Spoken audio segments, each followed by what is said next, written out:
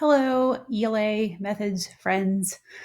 Happy week of April 7th, or I guess this is the 6th. Hope you're doing well. Hope you got some sunshine this weekend. Today, we are moving on in our discussions. I'm recording this on Monday morning, and I've seen a few of you with your discussion posts where you did your review of your informational text, and they are looking great. So keep up the good work. Those of you that have heard back from me, you can simply copy and paste those into Goodreads. So you're in good shape. Our agenda for today, our part one here is going to be a discussion of chapters 3 and 4 in Gallagher's Write Like This. And then part 2, we're going to look at the Goodreads project continued and review what's due. So let's start. We're going to do a pause and post on this one. Let's start with chapters 3 and 4. Look through your notes and through the chapter and pick just one. So not one from 3 and one from 4, just one total from either 3 or 4. Which strategy do you like best and why? And then go to this pause and post at this Padlet. Tell us what you like, why you liked it, and or how you might use it.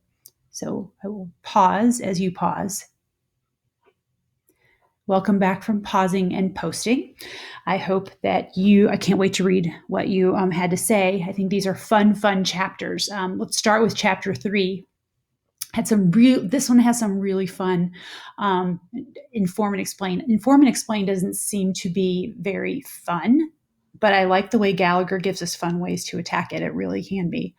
For example, one of the early strategies he discusses is my favorite words. And I did a little blurb on this one thinking about my mom, because when it's like words your parents say that drive you crazy. There was this phase called this Valley Girl phase back in the 80s. And they put a song out for it even. And it was, like I say, it's a shooting star of coolness because it was around for like a month and then it became passe immediately. But here, if you want to take some time to pause and read about my mom and her embarrassing use of the phrase still 2 decades later. This one, Unofficial and Unwritten Rules. Some of you may have picked that one. I love this one. And this list was derived from some of your conversations last week on Zoom. Consider yourself locked to your screen at all times. Remember, there are supposedly 48 hours in a day on the online world as opposed to 24 in the regular world. On Monday, grab an umbrella to prepare for the deluge of assignments to pour down upon your head. As the importance of the WebEx meeting increases, expect the reliability of your internet connection to decrease. During a WebEx meeting, expect your roommate, parent, sibling to walk into your room or draw out something large and metal when you're not muted on the tile floor. And of course, that will be at a key moment in the conversation. And then you can't see this one, but it says, remember, animals on screen make everything better. So this might be one of those ones that you want to, anything that you're frustrated with, you could make some unwritten rules. I think they are very fun. And it is like important. Like I had to go through and, I made my list and then I had to go through and edit and make sure there was a verb. Consider, remember, prepare, because they are rules. So they have to be in the imperative voice. Expect, and remember. So there's, it's not all fun and games. Okay.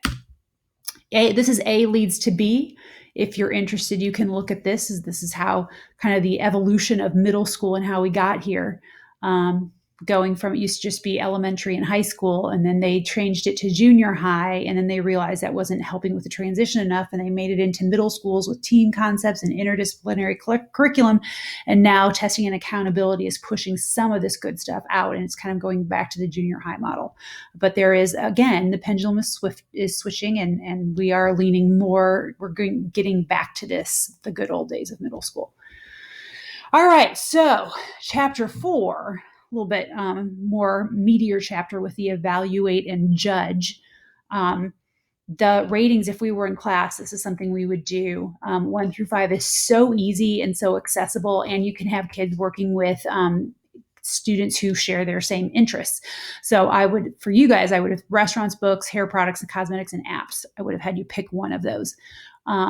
You could change these to whatever made kids make your middle school kids have them choose like secret ballot and then put them in pairs or trios who like the same thing.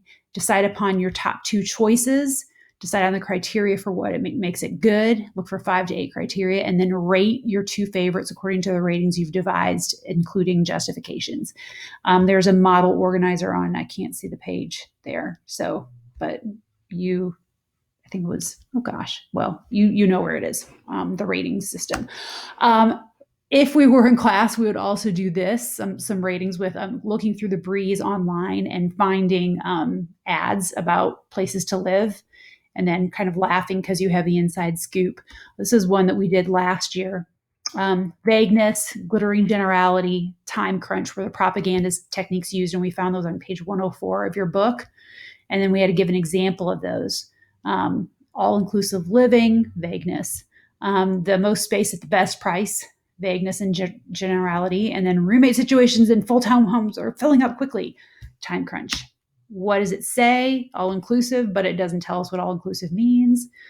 Tells us what you can save $400 by waiving the fee and the deposit, but what are the risks of doing that? What are the hidden costs upon moving out?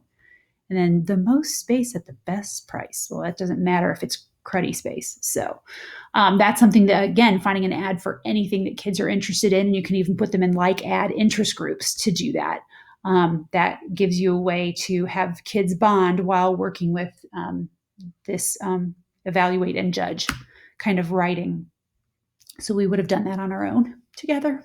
I invite you to do that on the one where you live. Find an ad for it and see how they have maybe manipulated. Okay. Amazon reviews. This is my favorite. What is it? Students read reviews for this is how I've done it. Students read reviews for their favorite products and rate each one as helpful or not helpful. And then together as a class, we compiled a list of criteria for a helpful review. We even also did like don'ts. We did do's and don'ts. Do this for a helpful review. Don't do this. And so some of the do's were like, use specifics, give measurements, or give specifics such as measurements. Some of the don'ts were like, don't tell an emotional, like a personal story. Like nobody cares that you wore, some of them, there would be like, I got these shoes and then I hiked this blah, blah, blah. And they talk more about the hike than they talk about the shoes. So then the students create their own reviews to be evaluated by those posters that you make about what's a helpful review and what's not. And then they go and they do their own ratings on their classmates' examples. And how does it help? It's a natural opening into, actually, I'm going to show you that in a minute. I want to show you some of these reviews. I also did them in a workshop where I had them post on a Padlet. So I can share those with you. We did the whole first steps, and then they did, this is a bracelet, Joanna Gaines cookbook, Converse sneakers, LuLaRoe dresses. That would make Natalie happy. Look at all the colors. Ooh, these are awesome, actually. I didn't even see this. Pampered Chef scraping tool. Very helpful. So actually I did this, I think this was at a workshop at CTA. So that is one way to do it. Have it post, and then kids can either like it or they can. And they did. Some of them forgot to do. Most of them forgot to do this, but they're supposed to give like how many stars. So this is 3 out of 5 stars. As you can see, not so good. 3 out of 5 stars. This one's 5 out of 5 stars. 4 out of 5. I did not clear. Oh, this one 1 out of 5. It's terrible. So. It's very, very fun. And then students can go use the poster and rate their peers' reviews, use the criteria list. So I would definitely recommend using that in a classroom. We found that it worked really well with teachers as well as with students. What's cool about it is it's a natural opening in the teaching of argument. They can work with products and reviews products that they like. So it's interest building, which encourages investment and motivation. If you need some step-by-step directions, they are in the PowerPoint. You'd have to change the peer review thing. The address here for the Padlet. But other than that, you could use, this is the directions for students after that you've made the posters to do their own thing. All right. Chapters 3 and 4. Make sure you realize, I want you to make sure that you're, as you're reading, realizing that you can use any of these strategies in your Goodreads project, which leads to the next slide. Your Goodreads project, reviewing our work thus far, and next steps. So far we've done this connection with your concept in relevance to middle school. As I said, you're kicking on, you're cooking with full steam. No, what moving full steam ahead, cooking with gas. I just mixed like 3 phrases into one. That is very shameful. Okay, so you've done this part. You're doing a great job with it. You are now going to move into adding to that, use as a model or a mentor text to mimic style form or to grapple with the text subject matter. So maybe like with fish cheeks, that is a time where her mother's her mother embarrassed her basically by serving this Chinese dish that she thought was shameful to their American guests. So you could use it as a model text about, or a mentor text to write about a time when your parents embarrassed you, but then you recognized the value in what they were doing. Or you could use a strategy. So you could read Fish Cheeks and then have them do a watershed moment writing topic. Or you could have them read like Oranges and then like Unwritten Rules for Getting the Girl. So all kinds of different things that you can take those strategies from Gallagher and just kind of customize them to go with the text that you're talking about. So what does that look like in action? This is one way to do it. This was Bethany. She actually did it. And she's like, I can't pick just one. So with Wonder, she said we could do How to Survive. I could do Black Sheep. I could do My Blank History, a hard moment, or rewriting a chapter. She couldn't pick, so she kind of gave a variety of examples for how she would use that text, Wonder, to spring students into writing. Here's another way. This is Cece or Corinne, who's the exemplar that's in our website. For instructional use, have the book. Oh gosh, the whole thing is not here. Sorry, part of it's covered up. I'll post this in the discussion post. So she would say, here she's talking about a trait. Organization in terms of how the story is set up chronologically and idea-wise. So it's a mentor text for organization. Also, you could use a watermark event from Gallagher, pick out an important event from the book and reflect on a similar event that has happened in their lives and how it's affected their identity, because that's her concept. So lots of ideas or just one. All Gallagher, here she focused on like a mentor text for organization. That's great too. Okay, so that is what you're going to now add to. I'm going to ask you to add to the 2 reviews you already have posted. I'm going to ask you to copy and paste the first part and put it into, you can just, I don't know if I asked you to do it with 1 or with 2. You're going to add a writing assignment to it, and I'll give you more instruction on that in a minute. Okay, some important questions. Actually, I had a conversation with one of your classmates, and he asked some really good questions that I think everybody could benefit for. How do I decide how to classify something? What am I trying to say? I think that you can use a source wherever it fits best. So you might have something that you say could, like, okay, so a book without pictures, Zoom. I don't know if you guys remember that, where it starts off with like a rooster's, like a really close up on a rooster, and then it backs up. It's actually in our class site.